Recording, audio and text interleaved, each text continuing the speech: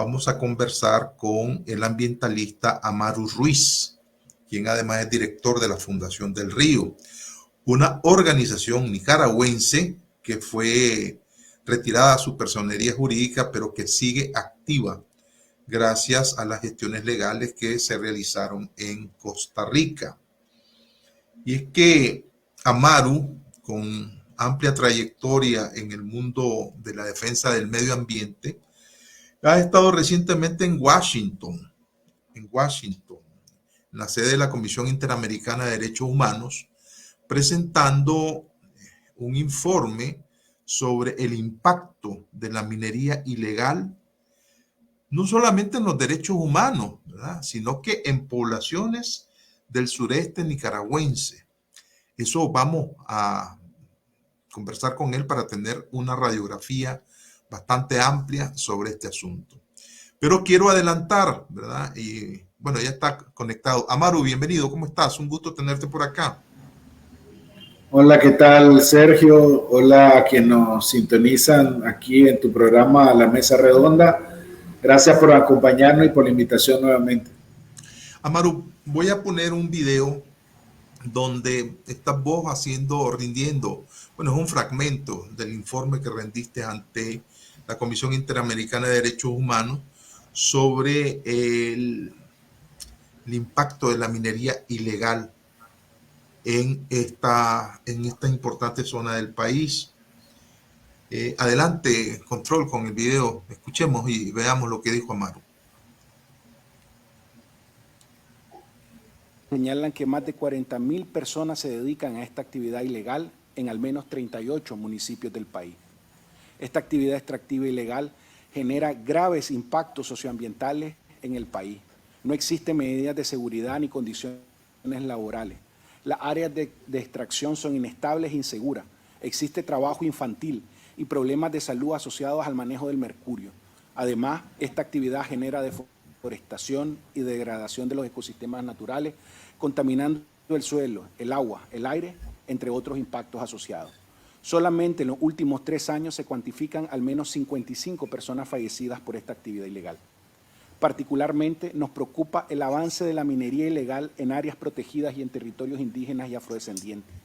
Fundación del Río ha venido denunciando el auge de la actividad minera en el sureste de Nicaragua, particularmente en la Reserva Biológica Indio Maíz. Pese a que estas áreas no son consideradas como distritos mineros y está prohibido realizar este tipo de actividades extractivas, la organización ha documentado más de 100 molinos de extracción minera en la zona de amortiguamiento de la reserva y al menos 3 sectores ilegales de extracción dentro de la zona núcleo. En el caso de la Reserva de Biosfera de Bozaguá, desde el 2007 han aumentado exponencialmente las concesiones de minería industrial y la extracción ilegal de oro dentro de esta reserva. Al menos 79 concesiones mineras industriales se encuentran en esta reserva, lo que genera un aumento de la actividad minera ilegal. Además, en el caso particular del territorio Mayán-Nassau-Niá, el 41% está concesionado para minería, lo que ha aumentado el nivel de conflictividad territorial y asesinatos en este territorio. Será parte del informe que vos rendiste la semana pasada en Washington. Nosotros que le damos seguimiento a este tema, siempre nos impacta la voracidad de quienes están detrás de la actividad minera, que me gustaría que empezáramos por ahí, quiénes están detrás de esta actividad y por qué se ha venido, para luego ver el impacto que esto tiene. Mira, en principio decirte que nosotros hemos identificado que al menos el 30% de la exportación de oro en Nicaragua procede de la minería ilegal.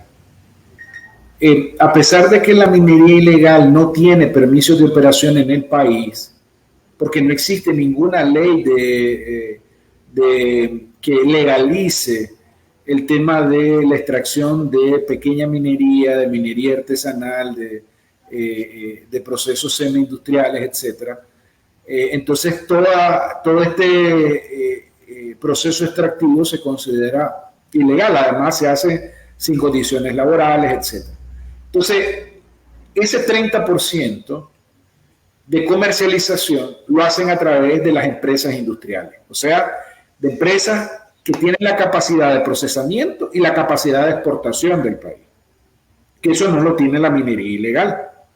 Entonces, los huiriceros, así conocidos, ¿verdad?, como una minería artesanal, son los que buscan el oro, ¿verdad?, y se lo venden a las empresas grandes, ¿verdad?, a las empresas industriales. Eso es lo que me estás diciendo. A las empresas industriales y a otras empresas que se dedican a la comercialización y exportación de oro. Porque cada vez estamos viendo más empresas nuevas que no necesariamente tienen una concesión industrial, sino que se inscriben para comercializar oro. Y están dentro del sistema de exportación, dentro de la base de datos del CETREX para la comercialización de oro. Te pongo un ejemplo. Un joyero que fue detenido recientemente, no voy a mencionar su nombre, por el régimen, tenía la capacidad de exportar oro. Entonces, el huiricero o la minería ilegal vende no solo a las industrias a las que tienen una capacidad de procesamiento en el territorio, como las grandes, pues, Calibre Mining, EMCO, etcétera, aunque ellos dicen que no compran material de minería artesanal, nosotros hemos documentado que sí hay formas que ellos adquieren esos insumos a través de las cooperativas y a través de las concesiones del 1% que tienen dentro de sus áreas de concesión. Entonces por ahí entra el oro que es procesado dentro de sus industrias y que luego es vendido, que ellos compran ese oro y lo venden al mercado internacional. Otro modelo de entrada de esa minería ilegal es a través de empresas que compran a los pequeños, medianos y huiriceros en zonas ilegales que procesan el oro y que lo exportan. Así más o menos funciona el mercado del oro, pero ese mercado no es menor, representa el 30% del producto que más exporta Nicaragua y en el que somos más rentables en términos de ingresos por exportación en Centroamérica. Estamos hablando de una industria de más de $1.000 millones. O sea, no es menor lo que se está pasando.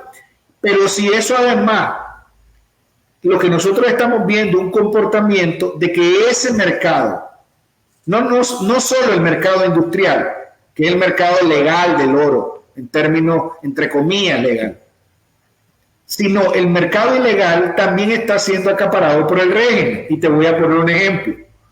En el caso de La Libertad, a principios de este año, el régimen de Ortega Murillo confiscó a Ryan Martin, que procesaba o que tenía un plantel de procesamiento en La Libertad para el procesamiento de minería artesanal, que se dedicaba prácticamente solo a procesar el material, es decir, que no tenía ninguna concesión de extracción, sino que tenía un plantel para transformar los materiales que le llegan de extracción de oro, sobre todo de minería artesanal, en su plantel para luego procesarlo y poderlo comercializar. Entonces, eso fue ocupado por el régimen de Ortega Murillo. ¿Para qué? Para tratar de controlar lo que se procesa desde la minería ilegal.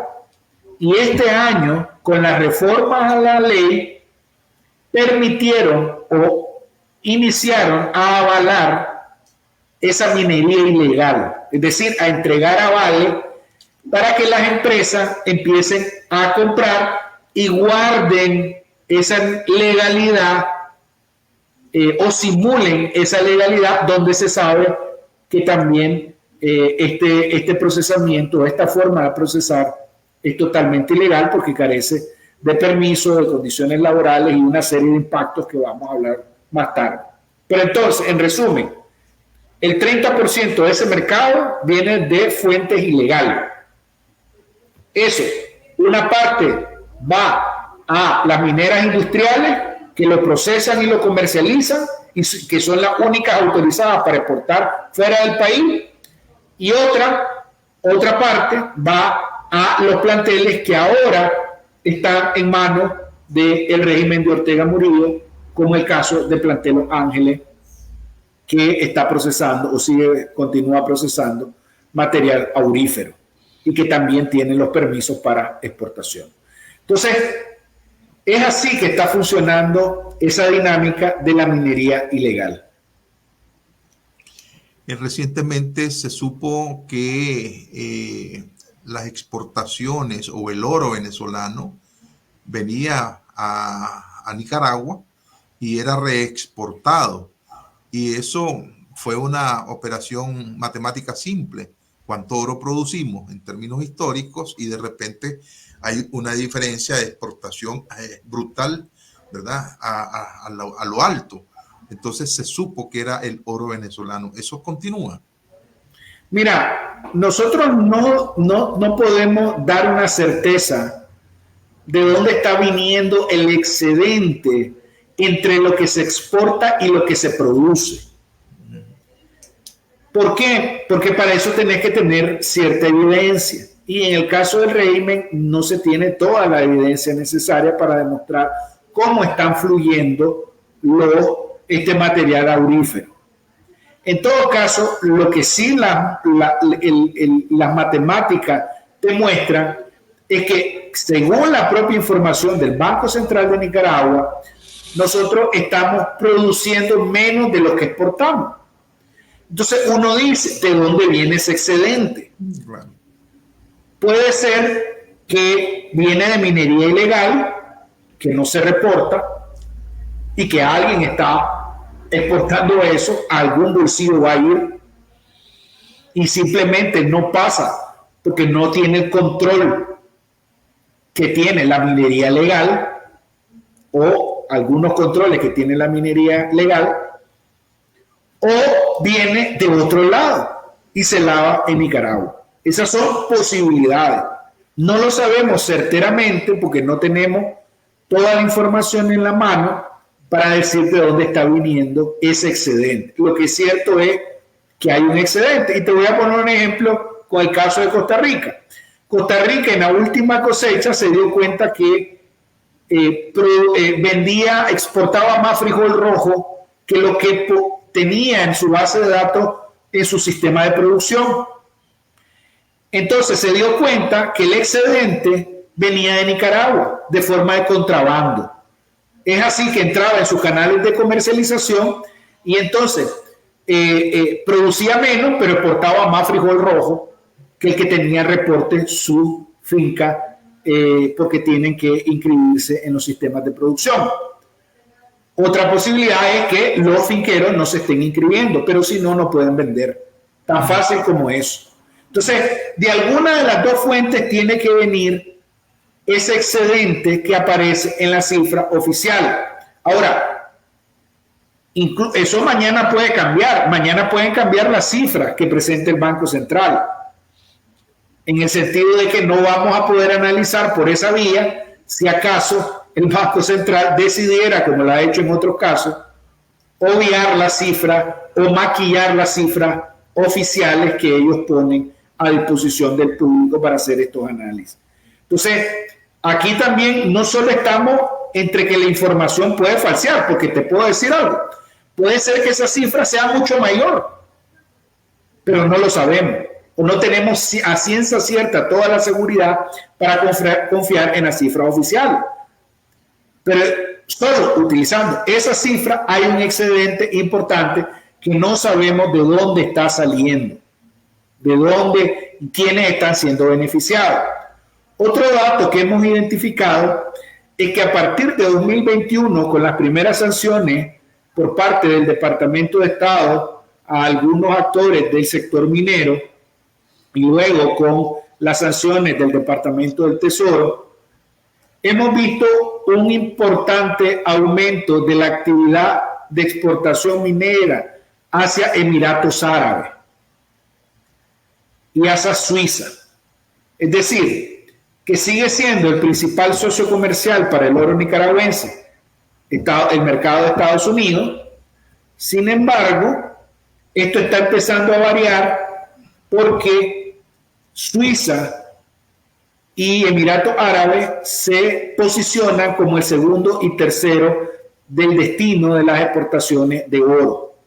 Ahora, cuando uno se va a la base de datos del CETREX, del Centro de Exportación de Nicaragua, y uno identifica qué empresas están enviando oro a Emiratos Árabes, se encuentra que ninguna de las empresas legalmente constituidas en el país, o por lo menos de las que aparecen en esa base de datos, tienen permiso de exportación para Emiratos Árabes.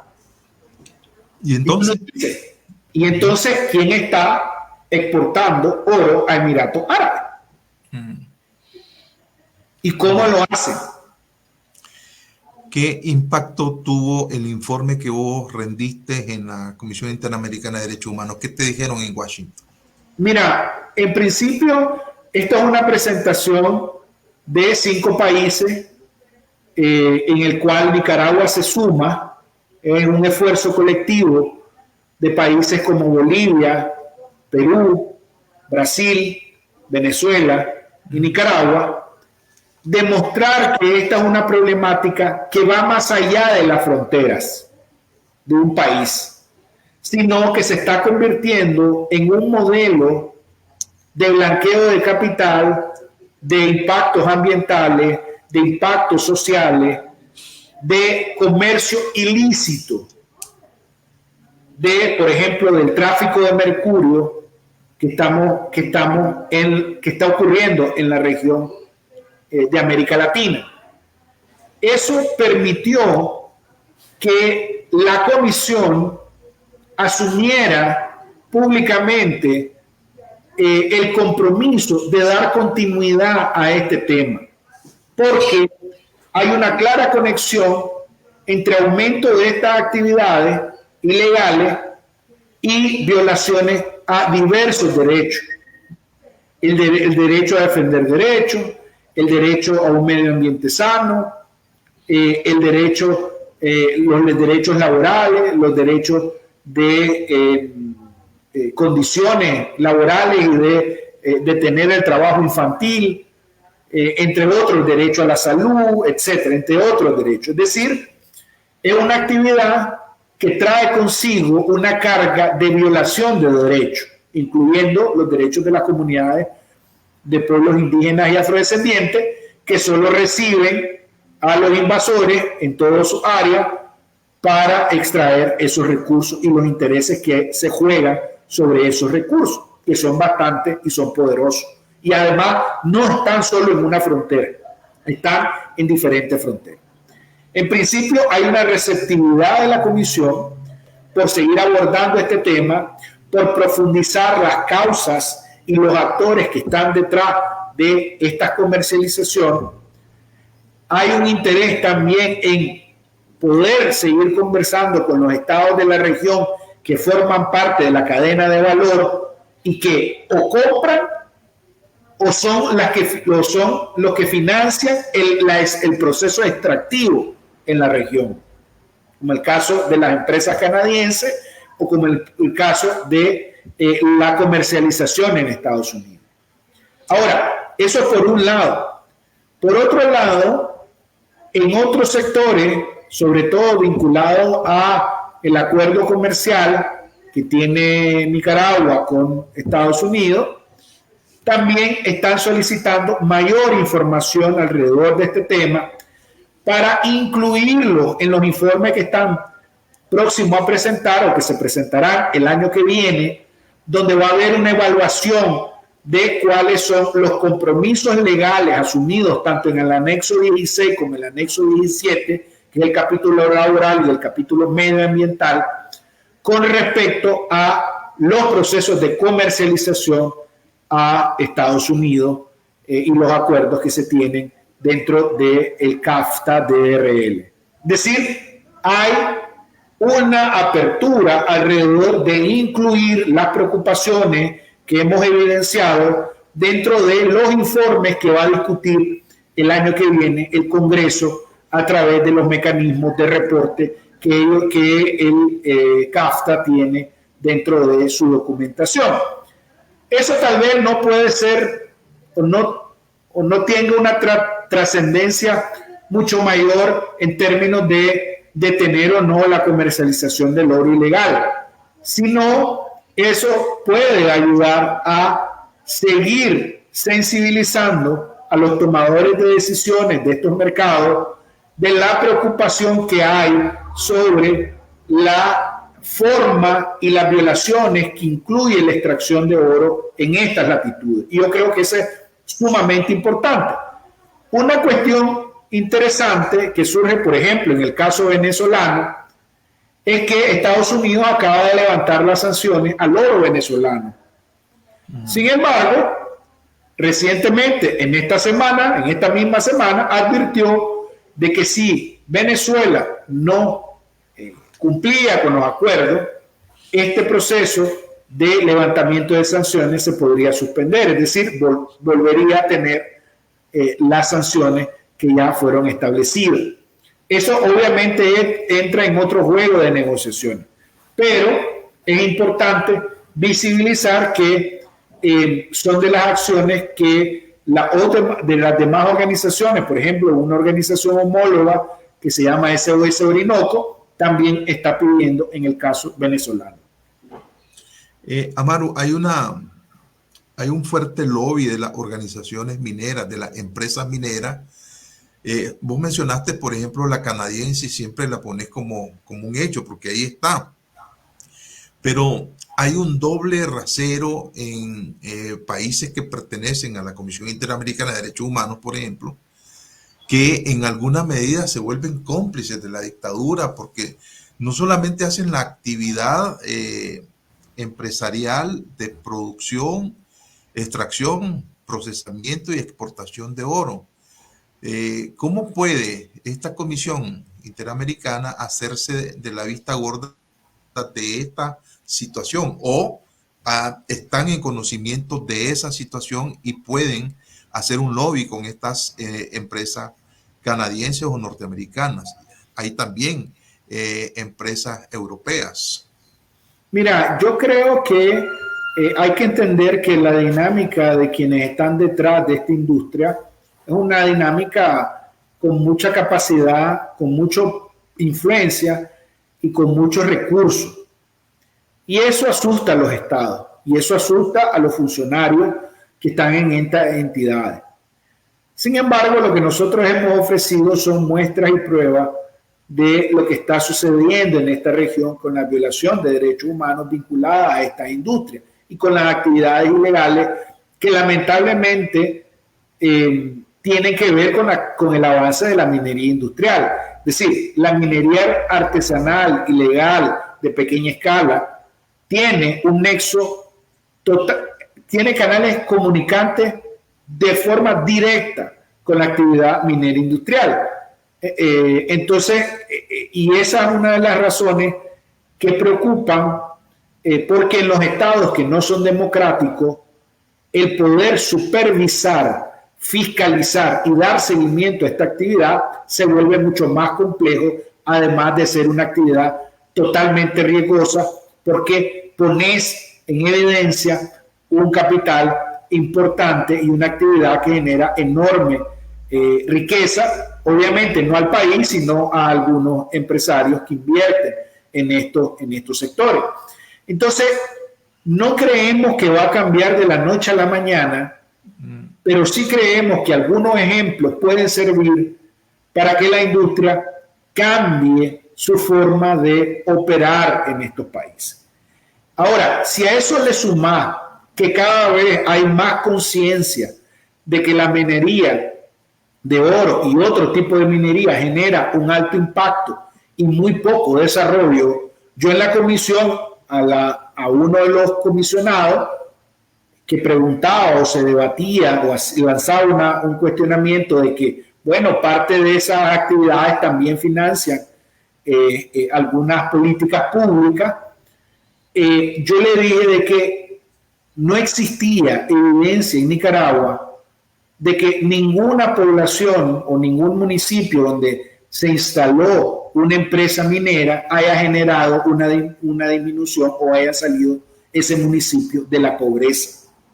No hay evidencia, sino que nos las demuestren, pues veamos cuáles son los indicadores sociales en el caso de La Libertad o Santo Domingo, y te enterarás que realmente es muy poco la contribución que existe alrededor del desarrollo de otros derechos sociales en esos municipios.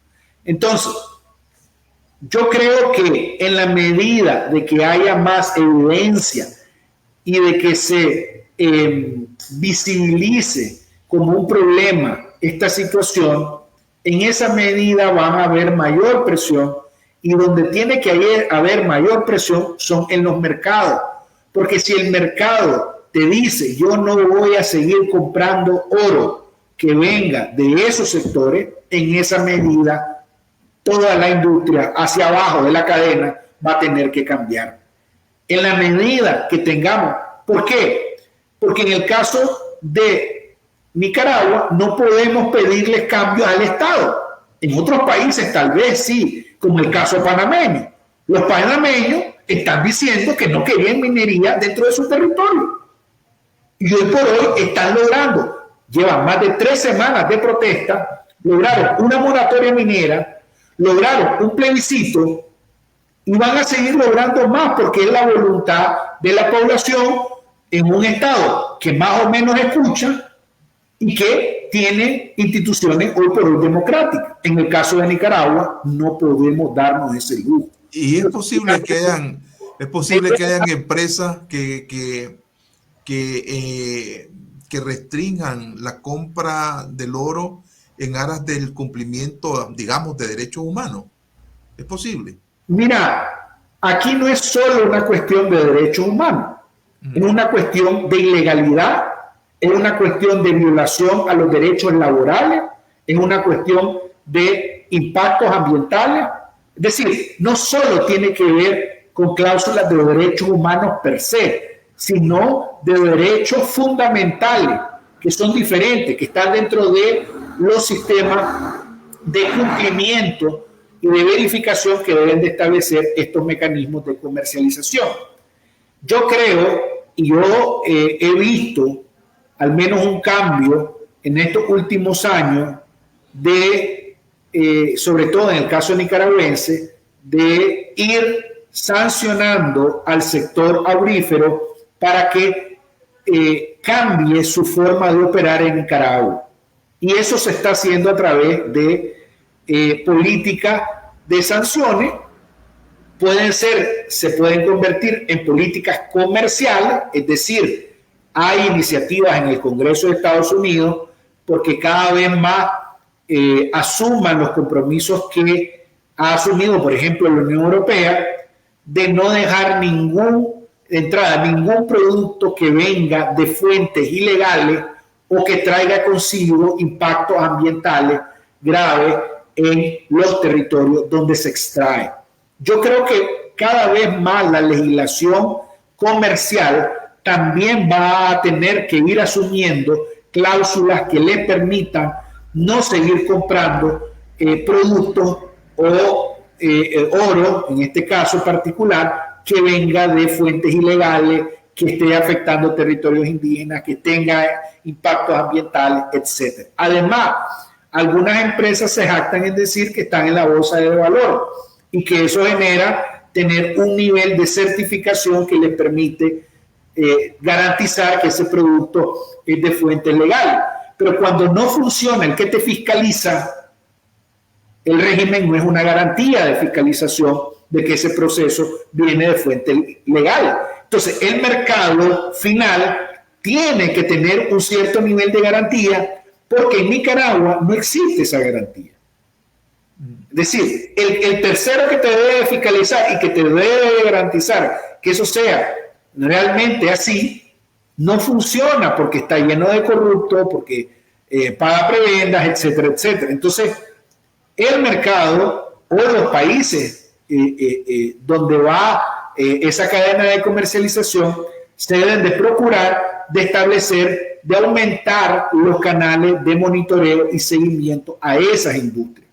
porque al final los países también son responsables o tienen una responsabilidad de lo que están comercializando dentro de sus naciones, porque al final el capital va a ir, y si el capital se está blanqueando a través de la minería, entonces debe de haber un nivel de supervisión, y sobre todo en países que son poco democráticos, eso sucede comúnmente, y lo hemos visto en el caso del oro venezolano, lo seguimos viendo en el caso de otros países como el caso boliviano, donde se ha convertido en el mayor suministrador de mercurio de América Latina y del mundo. O sea, no es cualquier país, o sea, es de donde está llegando el mercurio y va para Venezuela, y va para Colombia, y va para toda la región latinoamericana. Todavía estamos en indagaciones nosotros de dónde está viniendo el mercurio hacia Nicaragua, si de México o de Bolivia, que son los dos productores y comercializadores de mercurio. De todos modos, lo que sí sabemos es que está ingresando mercurio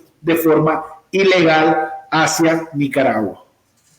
Permitime ir, Amaru, a mensajes. Cuando regresemos, quiero que analicemos el impacto que esta actividad minera ilegal ha venido causando problemas en las comunidades en general, donde se dan las concesiones, pero específicamente en las reservas Bozaguas y la de Indio Maíz en el sureste nicaragüense. Cuando regresemos.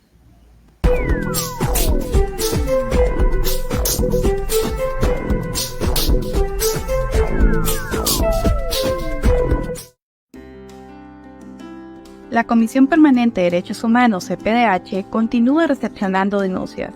Esta vez, te mostraremos la manera de cómo documentarlas. En primer lugar, debes dar mucha importancia a los hechos que más pueden mostrar la violación de tus derechos humanos.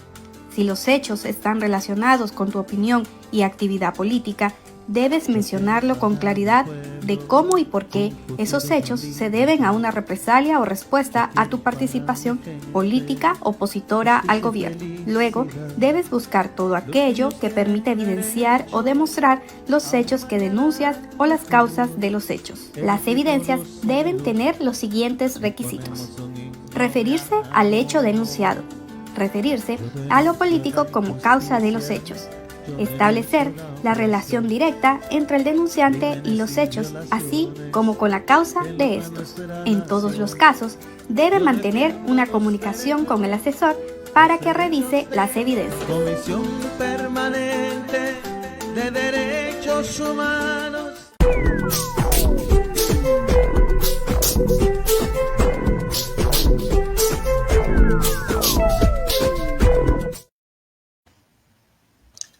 Antes de irnos a mensajes, les he planteado a nuestro invitado de hoy, el ambientalista Amaru Ruiz, quien además es el director de la Fundación del Río, cuál es el impacto que tiene esta actividad minera, específicamente de la minería ilegal que está teniendo en las zonas del Caribe nicaragüense.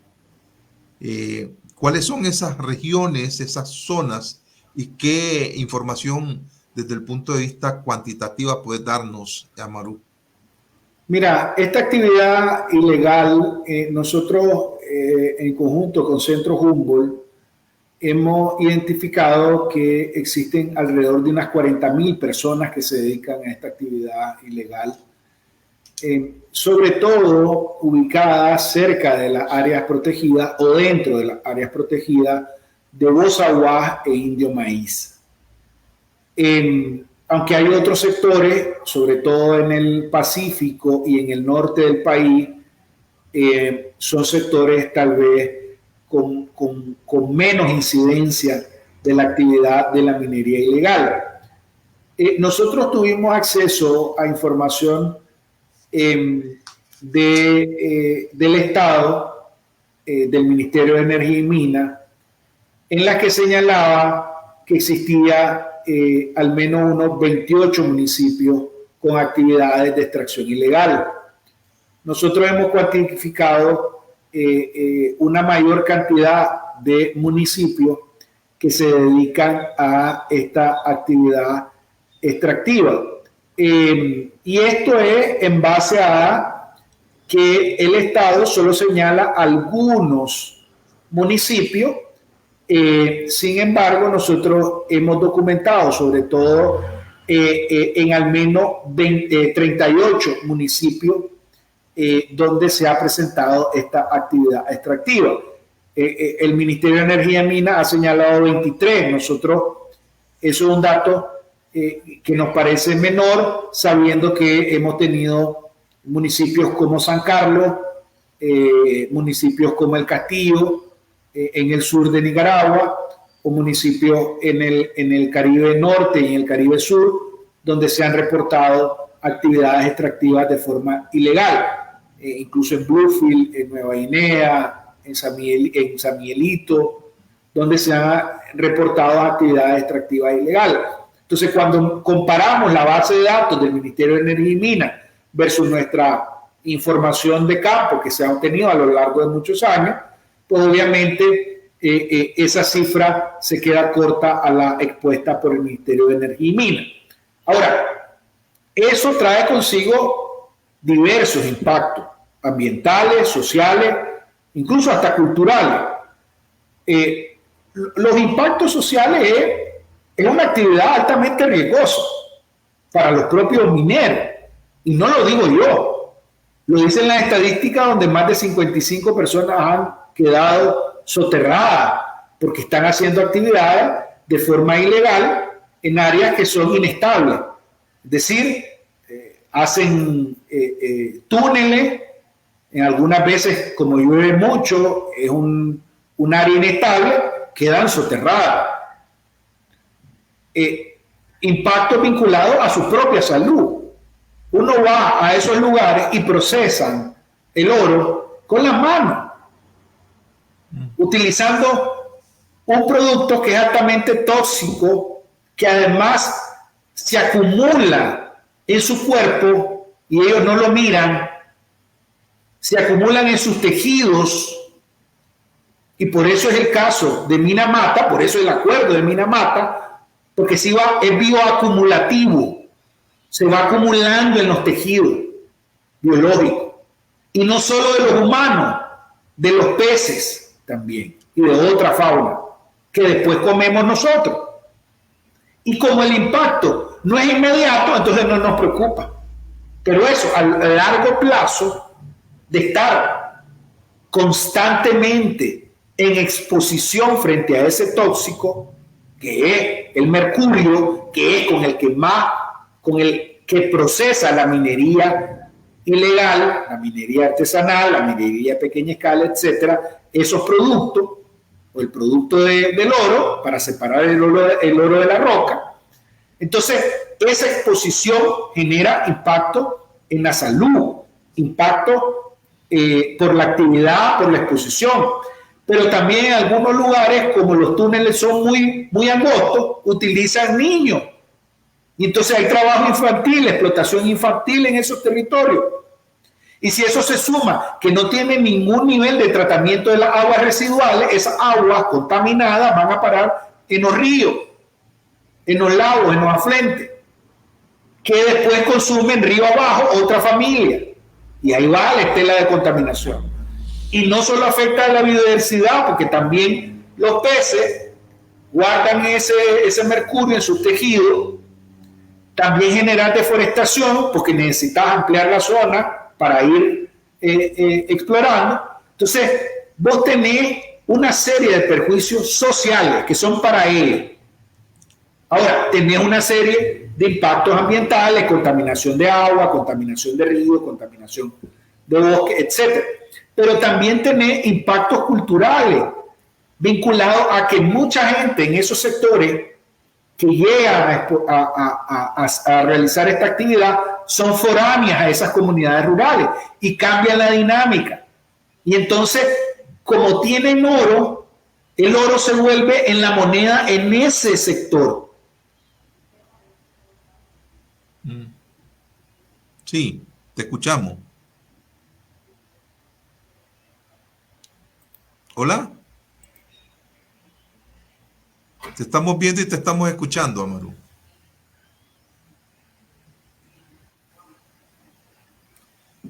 ¿Aló? Hola. Sí, te estamos viendo y te estamos escuchando. Adelante. Es que se cayó por un momento la imagen. Ajá. Te decía que además hay impacto en esas comunidades rurales porque la población nueva o foránea que llega a esas comunidades empieza a cambiar la dinámica. Y entonces vemos, por ejemplo, que aumenta la trata de personas que se dedican a la prostitución y otras que no, llegan a ofrecer los servicios a esos foráneos. Genera posibilidades de blanquear dinero. Como es una actividad legal y altamente rentable, porque no se pagan los costos operativos, que implica estar asegurado, estar de manera legal, pagar impuestos. Además, no pagas impuestos, pagas coima, pero no impuestos. Entonces, esa actividad genera también la oportunidad de que se blanqueen otros capitales. Pero no solo eso, hay tráfico de mercurio, porque como el mercurio debe de cumplir con una normativa nacional e internacional, todo lo que está fuera de esa normativa es ilegal. Entonces, necesitan del insumo del mercurio para poder procesar el oro, porque si no, no podrían hacerlo. Entonces se crea todo un mercado ilegal de mercurio. ¿Quién vende el mercurio? ¿De dónde lo trae? Y ahí va toda la cadena de comercio ilegal del mercurio. Porque no es que para venderte mercurio debes de cumplir una serie de requisitos, porque es un contaminante altamente tóxico. Y Nicaragua es firmante del acuerdo de Minamata también. Entonces debe de cumplir con normativa de manejo, de tratamiento, de eliminación, de utilización, etc. O sea, no es que ya hoy me dedico a comercializar mercurio y ya está. No, debes de tener ciertos requisitos. Entonces, genera un cambio en la dinámica rural. Entonces, tenés poblaciones que están ahí, que llegan foráneamente y que empiezan incluso, algunos mineros utilizan droga, cocaína, para mantenerse activo la mayor cantidad de tiempo, para poder sacar de manera eficiente, entre comillas, la mayor cantidad de oro, porque además se convierte en una fiebre de oro. Entonces todo el mundo llega, como la famosa fiebre del oro en Estados Unidos hace muchos años. Entonces igual, cada sector, cuando alguien encuentra oro, se vuelve una fiebre. Nosotros hemos identificado, en el caso de Indio Maíz, en el caso de el sector que se llama La Chiripa y en otros sectores, que llegaron hasta establecieron todo un campamento. Más de 3,000 personas vinculadas a esa actividad. Y esto es de conocimiento de las autoridades. Si por ahí hay más de 4 puestos del Ejército de Nicaragua, donde también hay guardabosques del Marena. Y por ahí pasa la actividad y ellos saben, y los transportistas pasan a esas personas. Los proveedores pasan por ahí. El comercio ilegal de mercurio pasa por ahí. El comercio de drogas pasa por ahí. Porque necesitas abastecer a esas 3,000 personas porque comen, porque necesitan droga, porque necesitan trata. Es decir, se convierte en una ciudadela totalmente ilegal dentro de la reserva. Entonces, eso es lo que está pasando en las dinámicas locales. Está cambiando toda la forma de ver. Y entonces suben los precios, porque entonces la gente empieza a ganar en oro, empieza a comercializar y eso genera mayor recursos y entonces encarecen los productos. Entonces, son de las cosas que no se ven, pero que están detrás de esa actividad ilegal que se desarrolla en esos territorios. Decías en parte de tu informe que el 41% del territorio Mayacna Sauni, del pueblo indígena Mayacna en Bozaguas, está concesionado para la minería. Esto ha incrementado el conflicto territorial y los asesinatos en la zona. Explícanos eso. Mira, cada vez que hay una concesión industrial, eso genera, ya sea o antes o después, había actividad minera ilegal. Ya sea que ellos la descubrieron o que la empresa industrial encontró oro. Y entonces, como cuando encuentran oro, entonces los mineros artesanales también llegan a invadir. Entonces, eso es lo que está provocando que haya mayor desplazamiento porque encontraron oro en ese territorio y entonces haya mayor actividad de minería ilegal, de minería artesanal, que al final o a la larga, al final la minería industrial va a acaparar. En el Cerro Quihuacumbay, al lado donde sucede la masacre, había una concesión minera de una empresa. Y al lado estaban mineros ilegales extrayendo oro. Y sucede la masacre y una de las cosas es por invadir ese territorio, porque ese territorio tiene oro. Entonces así que se dan los conflictos. Es decir, ¿qué está detrás de eso? Detrás de eso, de los procesos de invasión, hay intereses económicos de esos actores por explotar esas tierras.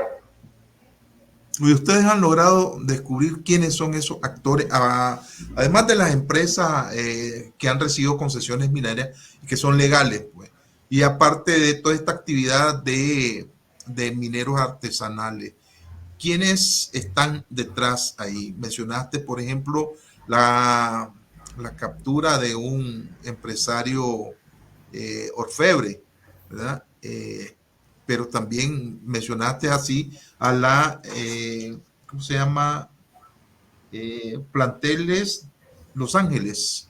¿Quiénes son ellos?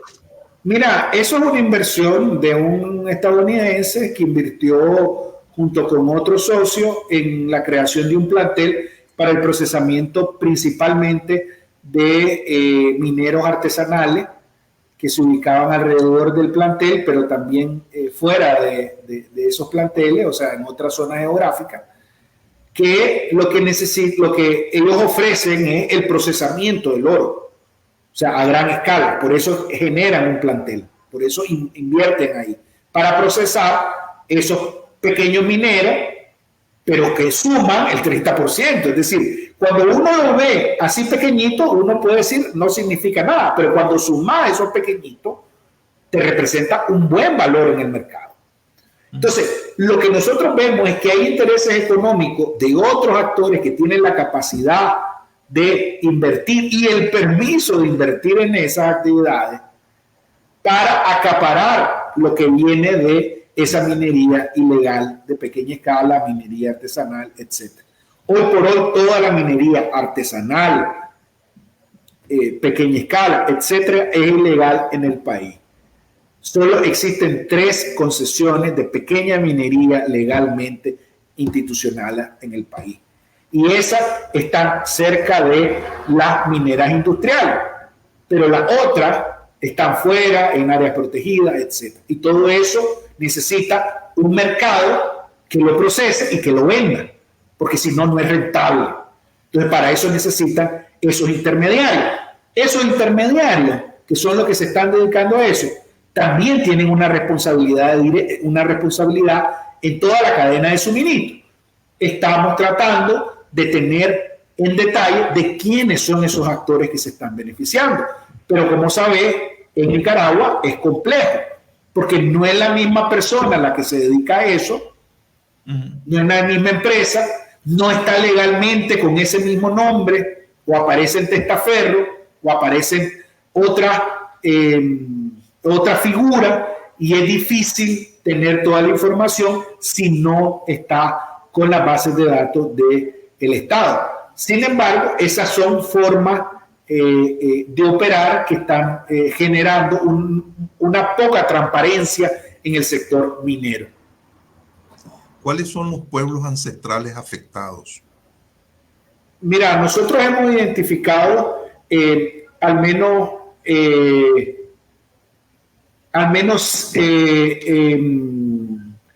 pueblos como el Misquito, el Mayagna, incluso ahorita estamos viendo en el sur concesiones mineras vinculadas al sur, donde se está utilizando o se está invadiendo territorios indígenas y se está utilizando para la minería ilegal. Nosotros hemos identificado en al menos 21 territorios indígenas y afrodescendientes. Principalmente, diría yo, está en territorios Mayana y en territorios Miskito, donde está la mayor cantidad también de concesiones mineras industriales. Están ahí y ahí sigue o operan también la minería ilegal. Entonces, aunque no es legal esa sociedad o formal esa sociedad, hay un vínculo intrínseco por el mercado entre la minera industrial y la minera ilegales o artesanales en el país. Entonces, la mayoría se ubica en la zona del Caribe Norte, principalmente en territorios Mayana y Miskito, hoy por hoy. Ahí es donde se concentra. Hay otros territorios que son territorios chorotega, que en algunos casos no tienen titulación, porque ha sido un reclamo de las comunidades chorotega, sobre todo del norte del país, Nueva Segovia, Jinotega, Matagalpa, etcétera, que también están con la minería ilegal y con minería industrial. El caso de Rancho Grande es un ejemplo claro, que es un territorio Matagalpa, donde ha habido la concesión aprobada minera industrial y alrededor de eso la minería artesanal, que es ilegal, que está generando el aumento de la extracción de este recurso. Amaru, a veces uno se ve imposibilitado. Vos y yo somos nicaragüenses independientemente de los roles que cada quien juega. Y eso te lo digo porque esto chorrea sangre. Esto está pasando a vista y paciencia de todo mundo. Y todo mundo me refiero a las organizaciones internacionales que velan por derechos humanos, que regulan precisamente o que asumen las regulaciones que tienen que ver con trata de personas, con explotación de la niñez en términos generales, y veo que no tiene una solución. La solución pasa por salir del régimen Ortega y empezar a hacer...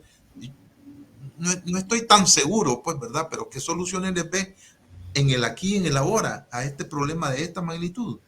Mira, en primer lugar, recordar que el régimen ha cancelado toda la mayoría de organizaciones de sociedad civil, más del 50% del espacio cívico, que nos dedicábamos a hacer eso en el país, a monitorear la situación, el avance, a hacer esfuerzos para concientizar a la población, para que detuviera estos proyectos, estas concesiones, para que no permitiera la entrada. Y eso lo ha barrido el régimen, o ha tratado de detener toda capacidad de resistencia social frente a este fenómeno, porque está interesado en que se instalen estas empresas, porque se benefician de estas empresas y de esta actividad. Entonces hay un interés claro. Ahora, hay bastiones de resistencia. Las comunidades indígenas están resistiendo. Que no representen o que no estén posicionadas diariamente en los medios de comunicación, eso es otra cosa. Pero sí hay resistencia comunitaria. Hay gente que denuncia, hay gente que reporta, hay gente que está resistiendo y que está diciendo que no en esos territorios. Entonces hay gente que se opone a eso, a esa actividad. Pero que eso tiene un nivel de riesgo para esa gente. Y entonces se vuelve más complicada también enfrentar ese fenómeno.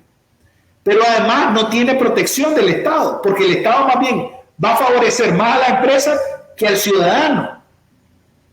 Entonces va a ser más difícil enfrentar esta situación cuando estás solo, sin ninguna organización que te acompañe y sin el Estado que te provee seguridad jurídica o justicia para enfrentar este fenómeno. Entonces la situación se vuelve aún más compleja.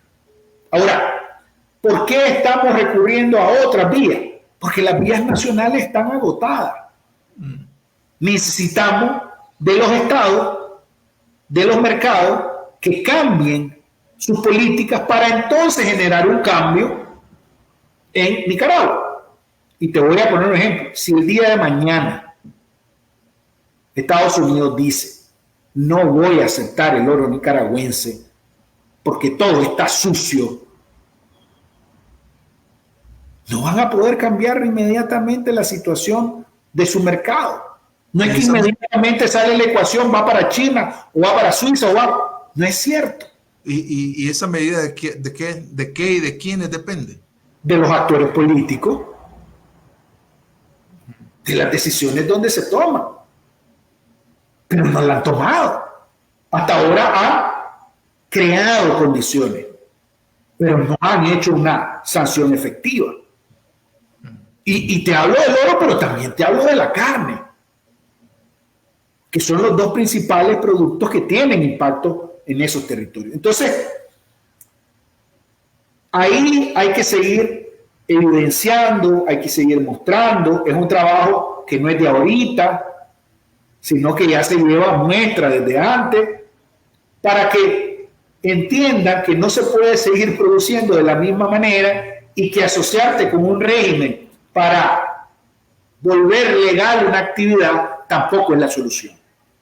Yo creo que en la medida que se establezcan esos cambios, esas restricciones a los mercados, en esa medida también va a poder cambiar la industria hacia abajo de la cadena de producción.